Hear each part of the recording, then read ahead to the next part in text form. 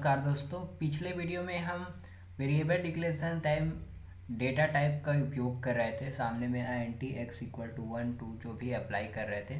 तो data types क्या होता है? डेटा टाइप जो हमारा वेरिएबल है उसके टाइप को बताता है कि हम वेरिएबल में किस प्रकार के डेटा को स्टोर कर रहे हैं। तो यहाँ पे basic data type, fundamental data type में हमारे पास 3 या फिर 4 बोल सकते हैं रहता है। पहला है इंटीजर, फ्लोट और कैरेक्टर।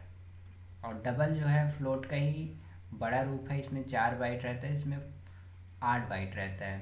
तो इंटीजर जो है इंटीजर टाइप के डेटा को स्टोर करता है, जैसे कि 1 2 3 4 -1 2 3 4 और 0। तो जो होल नंबर है, इंटीजर नंबर है, वो सबको इंटीजर डेटा टाइप स्टोर करता है। और फ्लोट जो है डेसिमल टाइप के डेटा को स्टोर करता है, जिसमें कि 6 से 7 डिजिट तक के डेसिमल को ये रख सकते। तो हम जब पिछले वीडियोस में देख रहे थे कि 6 डिजिट तक का डेसिमल वैल्यूज़ को ये प्रिंट कर रहा था। वैसे डबल है, ये 15 डिजिट तक का जो टोटल वैल्यू है वो रख सकता है। तो इसका डबल रहता है ये, और इसलिए नाम भी डबल है। और अगला चीज़ है कैरेक्टर। ये कोई भी प्रकार के कैरेक्टर्स को रखता है। ABCD कीबोर्ड में जितने भी आप बटन्स देखते हैं वो सब एक कैरेक्टर हैं। उनमें से कोई भी कैरेक्टर को ये होल्ड करके रखता है। यहाँ पे आइदर वो कैरेक्टर रखता है या फिर उसका ASCII वैल्यू रखता है। तो ASCII वैल्यू क्या होता है, ASCII कोड जिसको बोलते हैं हम लोग, तो उसको आगे वाले वीडियो में देखेंगे। तो इस प्रकार से हमारे पास फंडामेंटल 4 डेटा टाइप्स हैं। और हम अगर चाहें कि जैसे ऐसा चाहते हैं कि हम इंटीजर भी स्टोर करना चाहें, साथ में फ्लोट भी स्टोर करना चाहें, करैक्टर भी स्टोर करना चाहें, तो वो सब चीज़ के लिए हम यूज़र डिफाइंड डेटा टाइप बनाते हैं। तो डेटा टाइप 2 प्रकार के होते हैं, एक तो बेसिक या फिर फंडामेंटल डेटा टाइप, और दूसरा होता है यूज़र डिफाइंड डेटा टाइप या फिर डेराइव्ड डेटा टाइप। तो अगला देखते हैं डेराइव्ड डेटा टाइप यानी यूज़र डिफाइंड डेटा टाइप। ये हमारे पास कुछ डेटा टाइप्स हम बना सकते हैं, जैसे कि एरे है। कैरेक्टर हमारे पास एक कैरेक्टर लेते थे, जैसे कि एस ले लिया, ए भी ले लिया, ओ ले लिया, आर ले लिया, ई एस ऐसे लिया। तो अगर मुझे किसी का नाम लिखना है तो मुझे एक साथ बहुत सारे कैरेक्टर लेने पड़ेंगे। तो उसके लिए हम लोग यूज़ करते हैं array. Array data type store collection of element of same data type. तो जैसे कैरेक्टर का एरे में बनाता हूँ तो उसको बोलते हैं स्ट्रिंग। जैसे नाम सेव करना है या फिर कुछ सेंटेंस सेव करना है तो उसके लिए हम कैरेक्टर एरे बनाते हैं, जिसको स्ट्रिंग बोलते हैं। वैसे ही नंबर का भी एरे बना सकते हैं, फ्लोट का भी एरे बना सकते हैं, एक से ज़्यादा स्टोर करना है तो। उसी प्रकार पॉइंटर होता है। पॉइंटर जो है हमारे जो वेरिएबल के एड्रेस को स्टोर करता है कि कौन से एड्रेस में कौन सा वेरिएबल रखा गया है। तो वैसे ही स्ट्रक्चर है, ये अलग अलग कलेक्शंस ऑफ डेटा, जैसे मैं बता रहा था किसी को नाम चाहिए या फिर मार्क्स चाहिए या रोल नंबर चाहिए, ऐसे टाइप के कोई इंटीजर डेटा है, कोई कैरेक्टर डेटा है, कोई स्ट्रिंग डेटा है, तो सारा चीज़ को होल्ड कर सकता है स्ट्रक्चर। उसी प्रकार जो हमारा यूनियन रहता है, ये भी ऑल टाइप के डेटा टाइप्स को सेम मेमोरी लोकेशन पे रखता है। यानी इसमें एक ही मेमोरी लोकेशन रहता है, इसी में इंटीजर को डाल दो, उसी में फ्लोट को डाल दो, उसी में कैरेक्टर को डाल दो, कुछ भी डाल दो, लेकिन लोकेशन, मेमोरी लोकेशन एक ही रहता है, इसमें अलग अलग रहता है। तो इस प्रकार से यूज़र डिफाइंड डेटा टाइप यानी डेराइव्ड डेटा टाइप हमने देखा, और बेसिक फंडा डेटा टाइप या फंडामेंटल डेटा टाइप हमने देखा। अब आगे बढ़ते हैं कि टाइप कन्वर्जन। हमने जो डेटा टाइप देखा है, जैसे इंटीजर है, अगर हम इंटीजर को कैरेक्टर में बदलना चाहें या फिर कैरेक्टर के कोई वैल्यू को इंटीजर में या फिर फ्लोट को कैरेक्टर में या इंटीजर को फ्लोट में बदलना चाहें तो क्या बदल सकते हैं? हाँ, हमने देखा था पिछले वीडियोस में कि हम जब इंटीजर वैल्यू को फ्लोट में स्टोर करा रहे थे तो ऑटोमेटिकली डेसिमल वैल्यूज अपने आप ले रहा था, यानी अपने आप टाइप कन्वर्जन हो रहा था। तो जो अपने आप टाइप कन्वर्जन होता है उसको बोलते हैं इम्प्लिसिट कन्वर्जन, यानी जो ऑटोमेटिकली हो जाता है।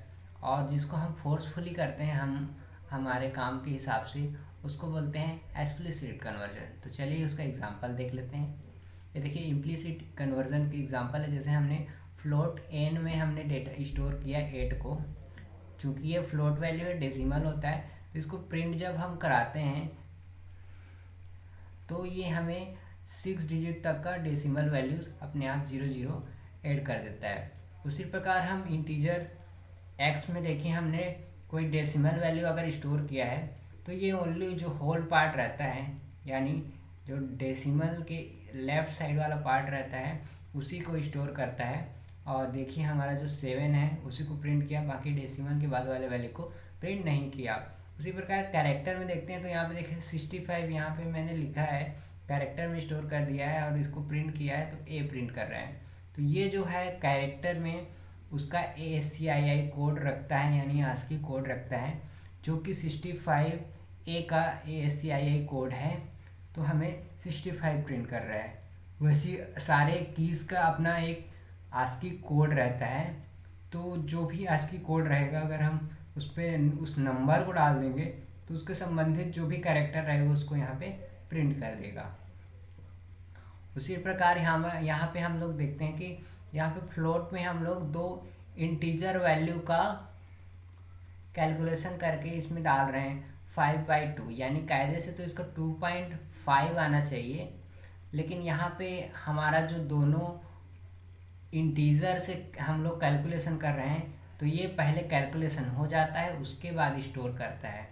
तो हमारा कंपाइलर पहले जो भी सामने कैलकुलेशन रहता है उसको करता है, फिर स्टोर करता है, यानी राइट टू लेफ्ट चलता है। तो इसलिए हमारा जो फ्लोट सम का वैल्यू है वो ओनली 2 को ले रहा है, उसके बाद फिर यहाँ पे हम फ्लोट में प्रिंट करा रहे हैं तो ये 2.000 हो जा रहा है। अब देखिए एक्सप्लिसिट कन्वर्जन क्या होता है। एक्सप्लिसिट कन्वर्जन जिसको हम फोर्सफुली कन्वर्ट करते हैं, जैसे यहाँ पे फ्लोट n = 8 है, तो ये फ्लोट में अगर n = 8 है तो ये फ्लोट है तो 8.0000 हो जाना चाहिए था, लेकिन यहाँ पे हमने जानबूझकर इसको सामने int रख दिया है उसको प्रिंट कराते समय। तो ये हमारा जो वैल्यू है 8 को 8 ही प्रिंट कर रहा है, उसके 0.00 को हटा दे रहे हैं क्योंकि यहाँ पे हमने इसको बाई फोर्स इंटीजर रख दिया है। वैसे यहाँ पे इंटीजर वैल्यू हमने एक्स में सेव तो कराया, लेकिन प्रिंट करते समय हमने बाई फोर्स यहाँ पे हमने फ्लोट पास कर दिया, तो ये एक्स का वैल्यू को फ्लोट में प्रिंट कर रहा है। उसी प्रकार यहाँ पे हमने कैरेक्टर लिया, उसका जस्ट उल्टा कर दिया, जो ASCII कोड हम लोग यहाँ पे आस्की कोड से हम कैरेक्टर प्रिंट करा दे रहे थे और यहाँ पे हम कैरेक्टर से उसका ASCII कोड प्रिंट करा रहे हैं। तो उसके लिए हमने सिंपल यहाँ पे int लिख दिया है। फ्लोट लिखते हैं तो फ्लोट में 65.000 कर देता, लेकिन यहाँ पे आस्की कोड हमें दे देता। अब वैसे ही यहाँ पे हमने जैसे कैलकुलेशन करते समय यहाँ पे 5/2 का जो कैलकुलेशन किया था हमें रिजल्ट में 2 मिल रहा था, तो यहाँ पे हम लोग ने इसको कैलकुलेशन करते समय यहाँ पे इसका टाइप कन्वर्जन कर दिया कि हमें फ्लोट में वैल्यू चाहिए, तो ये फ्लोट में वैल्यू लेगा कन्वर्जन करने के और सम में स्टोर कर देगा और सम से यहाँ पे हमारे पास कन्वर्टेड वैल्यू प्रिंट कर देगा। तो ये हमने देख लिया टाइप कन्वर्जन।